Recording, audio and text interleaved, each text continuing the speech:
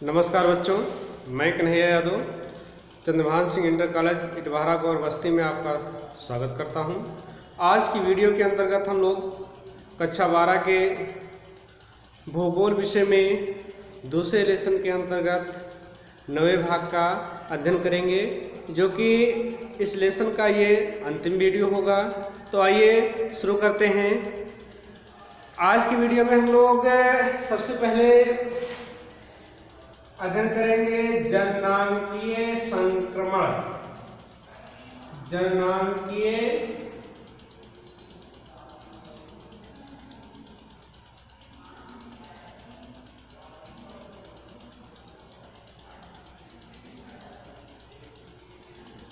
संक्रमण।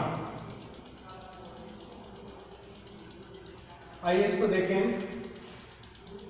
जननांकीय संक्रमण क्या है, इसको देखा जाए तो जननांकीय संक्रमण वह सिद्धांत है जो किसी क्षेत्र की जनसंख्या का वर्णन करने तथा उसके भावी अनुमान का पता लगाता है।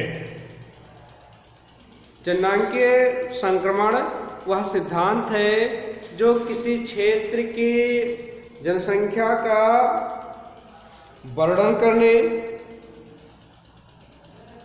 तथा जनसंख्या के भावी अनुमान का पता लगाता है। जनसंख्या संक्रमण की 3 अवस्थाएं होती हैं, या जननांकीय संक्रमण के 3 सिद्धांत होते हैं या 3 अवस्थाएं होती हैं। नंबर 1 प्रथम अवस्था,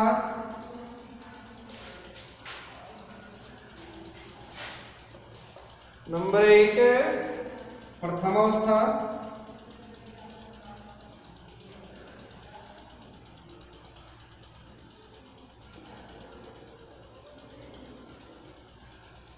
नंबर 2 द्वितीय अवस्था।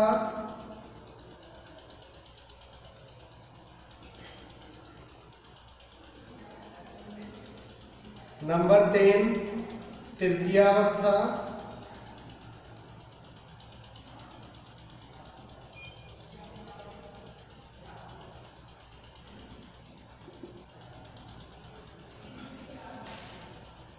देखिए, जननांकीय संक्रमण सिद्धांत वह सिद्धांत है जो किसी क्षेत्र की भावी जनसंख्या का वर्णन करने, किसी क्षेत्र की जनसंख्या का वर्णन करने तथा उस क्षेत्र की भावी जनसंख्या का अनुमान लगाने में सहायता करता है। यह सिद्धांत बताता है कि जैसे जैसे किसी क्षेत्र की जनसंख्या अपने व्यवसाय को चेंज करती रहती है या व्यवसाय को चेंज करती है, शिक्षा का स्तर बढ़ता है, उसका आर्थिक स्तर बढ़ता है, वैसे वैसे जन्म दर एवं मृत्यु दर घटते हैं। इस सिद्धांत की 3 अवस्थाएं होती हैं। आइए इसको देखते हैं। जननांकीय संक्रमण की पहली अवस्था या पहला सिद्धांत जो है वह यह बताता है कि जब कोई समाज, कोई क्षेत्र जननांकीय संक्रमण की प्रथम अवस्था में होता है तो इस दौरान उस क्षेत्र में प्राथमिक कार्यों की प्रधानता होती है, साथ ही उस क्षेत्र का शैक्षिक एवं आर्थिक स्थिति काफी निम्न होता है, जिससे उस क्षेत्र में जन्म दर एवं मृत्यु दर, बर्थ रेट एवं डेथ रेट दोनों ही हाई होते हैं। क्योंकि इस अवस्था में समाज जो है ज़्यादा से ज़्यादा प्राथमिक कार्यों में संलग्न रहता है, उसकी आर्थिक स्थिति अच्छी नहीं होती है, शिक्षा का स्तर काफ़ी नीचा होता है, साथ ही साथ स्वास्थ्य आदि के क्षेत्र में भी बहुत प्रगति नहीं होती है, जिससे जन्म दर एवं मृत्यु दर दोनों ऊंचा बना रहता है, जिससे जनसंख्या वृद्धि दर काफी मंद गति से होती है, या जनसंख्या में वृद्धि काफी मंद गति से होती है, या जनसंख्या स्थिर रहती है। द्वितीय अवस्था वह अवस्था होती है, प्रथम अवस्था में जन्म दर और मृत्यु दर दोनों उच्च होते हैं, जिससे जनसंख्या जो है वह या तो स्थिर रहती है या तो बहुत मंद गति से बढ़ती है। दूसरी अवस्था क्या होती है? दूसरी अवस्था में जब कोई समाज अपने प्राथमिक व्यवसायों को छोड़ करके, या जैसे जैसे कोई समाज आर्थिक, शैक्षिक, सामाजिक एवं व्यावसायिक रूप से प्रगति करता है, वैसे वैसे उस समाज की आर्थिक स्थिति सुधरने लगती है। फलस्वरूप उस क्षेत्र में स्वास्थ्य आदि सेवाओं का विस्तार होने लगता है, जिससे उस क्षेत्र में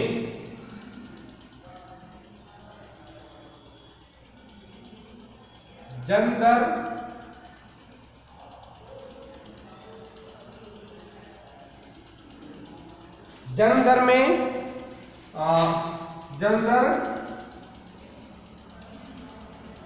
या उस क्षेत्र में उच्च जन्म दर तथा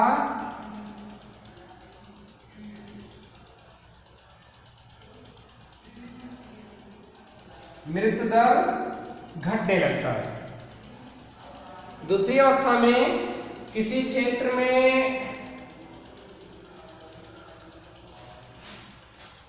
मृत्यु दर में कमी आने लगती है। जन्म दर यद्यपि कुछ बढ़ता है या यथावत रहता है, लेकिन मृत्यु दर में कमी आने लगती है, क्योंकि क्षेत्र का, समाज का सामाजिक, आर्थिक, शैक्षिक प्रगति होने से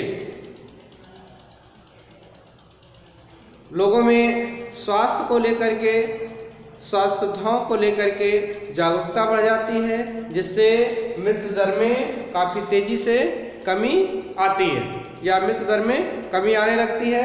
फलस्वरूप जनसंख्या काफ़ी तीव्र गति से या काफ़ी तेज गति से बढ़ती है। यानी कि इस स्टेज में उच्च जन्म दर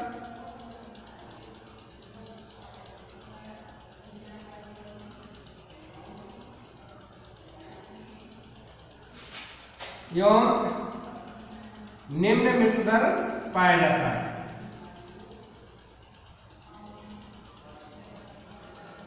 फर्स्ट स्टेज में दोनों ही उच्च होते हैं, जन्म दर एवं मृत्यु दर। फलस्वरूप फर्स्ट स्टेज में जनसंख्या जो है या तो स्थिर रहती है या तो मंद गति से बढ़ती है। दूसरे स्टेज में जन्म दर जो होता है वह उच्च होता है एवं मृत्यु दर जो होता है वह निम्न हो जाता है, क्योंकि स्वास्थ्य आदि सेवाओं में वृद्धि हो जाती है, जिससे इस स्टेज में किसी क्षेत्र की जनसंख्या काफी तीव्र गति से बढ़ती है। थर्ड स्टेज में जैसे जैसे कोई समाज जो है प्रगति करता है,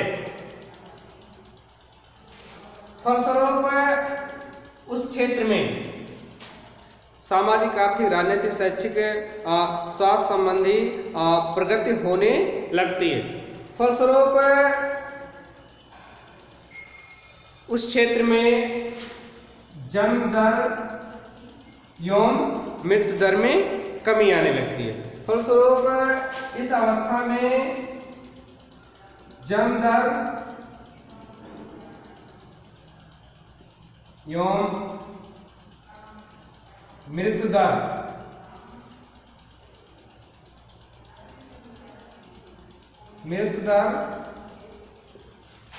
दोनों निम्न होते हैं या निम्न स्तर पाया जाता है। फलस्वरूप इस स्टेज में किसी क्षेत्र की जनसंख्या या तो बहुत मंद गति से बढ़ती है या तो स्थिर हो जाती है। तो ये रहा जननांगीय संक्रमण का सिद्धांत। जननांगीय संक्रमण की 3 अवस्थाएं होती हैं, 3 सिद्धांत होते हैं। अब हम लोग लास्ट हेडिंग या लास्ट में जानेंगे जनसंख्या नियंत्रण के उपाय। जनसंख्या नियंत्रण के उपाय।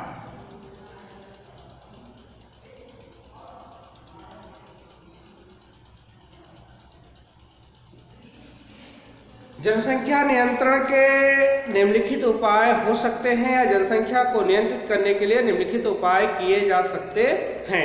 यद्यपि ढेर सारे उपाय हैं, सबकी चर्चा एक साथ नहीं की जा सकती है। जो कुछ प्रमुख उपाय हैं उनकी चर्चा इस वीडियो में की जा रही है। जैसे सबसे पहले क्या किया जाए? सबसे पहले तो शिक्षा का प्रचार प्रसार किया जाए। जब तक शिक्षा का प्रचार प्रसार नहीं किया जाएगा तब तक लोगों की धारणा में परिवर्तन नहीं आएगा कि वास्तव में जनसंख्या वृद्धि वरदान नहीं अभिशाप है। जब लोग इस बात को समझ जाएंगे कि नहीं, जनसंख्या वृद्धि अच्छी बात नहीं होती है, तो लोग जनसंख्या को नियंत्रित करने के लिए, कम करने के लिए सतत प्रयास करना शुरू कर देंगे। और लोगों की धारणा भी चेंज हो जाएगी कि बच्चे ईश्वर की देन नहीं बल्कि उन पर नियंत्रण किया जा सकता है। दूसरा, परिवार नियोजन के कार्यक्रम का प्रचार एवं प्रसार किया जाए। तीसरा, जनसंख्या को नियंत्रित करने के लिए कठोर जनसंख्या नीति बनाई जाए। चौथा, गर्भ निरोधक सुविधाओं का जन सामान्य तक पहुंच सुलभ बनाया जाए। पांचवा, रोजगार के अवसर में वृद्धि की जाए ताकि लोगों का आर्थिक स्थिति मजबूत हो सके, क्योंकि ये देखा जाता है कि जो आर्थिक रूप से संपन्न परिवार हैं या जो आर्थिक रूप से संपन्न समाज हैं उसमें जनसंख्या वृद्धि काफ़ी मंदगति से होती है या उनमें काफ़ी कम बच्चे होते हैं। अगला, नगरीकरण का विस्तार किया जाए, यानी कि नगरीकरण को बढ़ाया जाए, क्योंकि यह देखा गया है कि नगरों में ग्रामीण क्षेत्रों की अपेक्षा जनसंख्या वृद्धि दर कम होती है। अगला, मनोरंजन के साधन उपलब्ध कराए जाए, मनोरंजन के संसाधनों में वृद्धि की जाए। और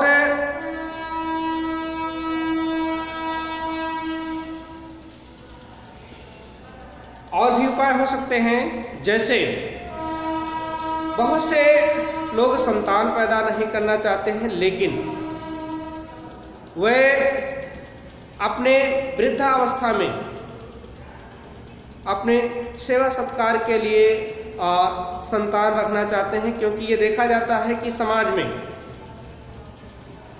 जब व्यक्ति प्रौढ़ होता है, यंग होता है, तो उसकी सहायता करने वाले, उसका हेल्प करने वाले ढेर सारे लोग होते हैं, लेकिन वृद्धावस्था में उसका साथ छोड़ करके सब चले जाते हैं। तो ऐसी स्थिति में व्यक्ति अपना परिवार रखना चाहता है, फलस्वरूप वह बच्चे पैदा करता है। अगर वृद्धावस्था के देख रेख के लिए उचित प्रबंध किया जाए, उचित सेवाएं की जाए, तो बहुत से ऐसे लोग निकल करके आएंगे जो संतान पैदा नहीं करना चाहते हैं। और क्या किया जाए? और देखिए, जो अपराधी हैं उनका जबरन बंध्याकरण करवाया जाए। इससे क्या होगा? इससे एक तो जनसंख्या नियंत्रण में कहीं ना कहीं सहयोग मिलेगा, और दूसरा कहीं ना कहीं अपराध में भी कमी आएगी। इसके अलावा और क्या हो सकता है? इसके अलावा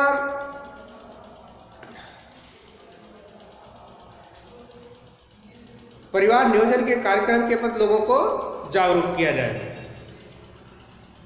इसके अलावा महिलाओं की स्थिति को सुधारा जाए, क्योंकि बहुत से लोग पुत्र की चाह में ढेर सारे कन्या संतानों को जन्म दे देते हैं, क्योंकि समाज जो है वह स्त्री एवं पुरुष में भेद करता है। बहुत से ऐसे कार्य हैं जिनको केवल पुरुष कर सकते हैं, महिलाओं को प्रतिबंधित किया गया है, या महिलाओं पर अनेक प्रकार के सामाजिक बंधन हैं, या महिलाओं को कम स्वतंत्रता प्रदान है, जिससे व्यक्ति अपने पास अपने परिवार में एक ना एक पुत्र की अवश्य कामना करता है, और इस कामना में एक से अधिक कन्या संतानें जन्म ले लेती हैं। इसके अलावा और भी अनेक उपाय सुझाए जा सकते हैं जनसंख्या को नियंत्रित करने के लिए। आज की वीडियो में बस इतना ही। आज की वीडियो में ये चैप्टर समाप्त होता है।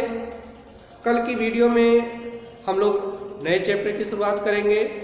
तब तक आप लोग लेसन के अंतर्गत एक्सरसाइज में दिए गए प्रश्नों को समझने व हल करने की कोशिश करेंगे। जहाँ भी समस्या आती है कमेंट करके प्रश्न पूछ सकते हैं।